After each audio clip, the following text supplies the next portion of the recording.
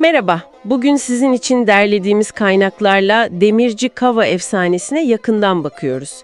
Elimizde çeşitli web alıntıları var. Hepsi bu kadim hikayenin farklı yönlerini ve kültürel önemini anlatıyor. Amacımız ne? Bu efsanenin özünü, Nevruz'da olan o ilginç bağını ve niye hala bu kadar güçlü bir direniş sembolü olduğunu size aktarmak. Evet evet, bu kesinlikle sadece bir masal değil. Özellikle Kürtler, İranlılar ve bölgedeki diğer halklar için çok derin anlamları var. Hatta kökleri binlerce yıl öncesine gidiyor, yani yaşayan bir miras gibi düşünebilirsiniz. Bazı kaynaklar 4000 yıldan bile eski olabileceğini söylüyor, düşünün yani ne kadar eski. Peki, o zaman efsanenin tam kalbine inelim.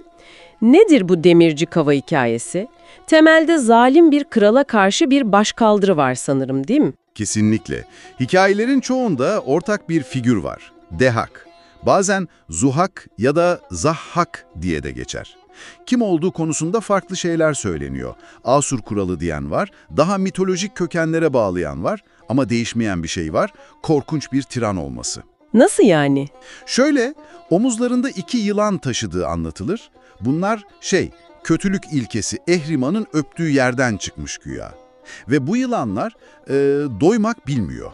Her gün 2 gencin beyniyle beslenmeleri gerekiyor. İnanılmaz. Korkunç bir durum gerçekten. Peki Kava nerede burada? O nasıl dahil oluyor? Sıradan bir demirci değil mi? Aynen öyle. Kavva sıradan bir demirci. Ama bu zulümden payını almış biri. Hatta bir anlatıya göre 17 oğlunu bu yüzden kaybetmiş.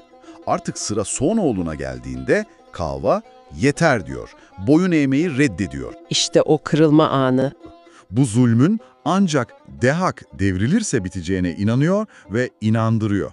Ve o meşhuran Kava'nın Dehak'ı yendiği gün. Kaynaklarda sık sık bir tarih görüyoruz. Milattan önce 612, 21 Mart. Doğru, tarih bu şekilde geçiyor genelde. Kava demirci çekiciyle, yani kendi mesleğinin aletiyle Dehak'ı sarayında öldürüyor. Bu zulmün sonu demek, zaferi duyurmak için de büyük bir ateş yakıyor. Bu ateşin bir amacı daha var, dağlara kaçanlara, saklananlara haber vermek. Hatta detayı da ilginç, saraydaki iyi yürekli aşçıların kurtarıp kaçırdığı gençler varmış, onlara da müjde vermek için. İşte o ateş. Nevruz kutlamalarındaki ateşin kökeni de bu o zaman, değil mi? Yani hem baharın gelişi hem de özgürlüğün kazanılması. Zaten Nivruz da yeni gün demek. Tam olarak öyle, o zafer ateşi baharın uyanışıyla birleşiyor ve yeni bir başlangıcı, yani Nivruz'u simgeliyor. 21 Mart bu efsaneye göre halkların özgürlük bayramı oluyor. Özellikle Kürt ve İran mitolojisinde, mesela Firdevsi'nin Şahnamesi'nde falan çok önemli bir yer tutar bu olay. Kaynakları incelerken farklı versiyonlar da gördüm. Mesela Zerdüştlükle bağlantılı olan var, Hürmüz ve Ehriman mücadelesi gibi. Bir de sizin de az önce değindiğiniz o aşçılar meselesi var. Armayel ve Garmayel her gün bir çocuğu kurtarıp yerine kuzu beyni koyuyorlarmış. Bu detay da ilginç geldi bana. Sanki direniş sadece kılıçla değil, içeriden de olabiliyor gibi. Çok doğru bir nokta. Efsaneler sözlü gelenekte aktarıldığı için zamanla böyle farklılaşmalar, zenginleşmeler olması çok doğal. Her topluluk, her anlatıcı kendi yorumunu, kendi vurgusunu katıyor. Ama dediğiniz gibi detaylar değişse de öz hep aynı kalıyor. Zalime karşı direniş. Evet, o öz hiç değişmiyor. Kava bir halk kahramanı oluyor. Ateş, umudu, zaferi simgeliyor. Dağlar sığınak, direnişin mekanı oluyor. Hatta Kava'nın o demirci önlüğü yeşil, sarı, kırmızı renkliymiş, onun isyanın bayrağı olduğu bile anlatılır. Yani efsane sadece geçmişi anlatmıyor, aynı zamanda bir halkın değerlerini, kimlik mücadelesini, umudunu, hepsini taşıyor.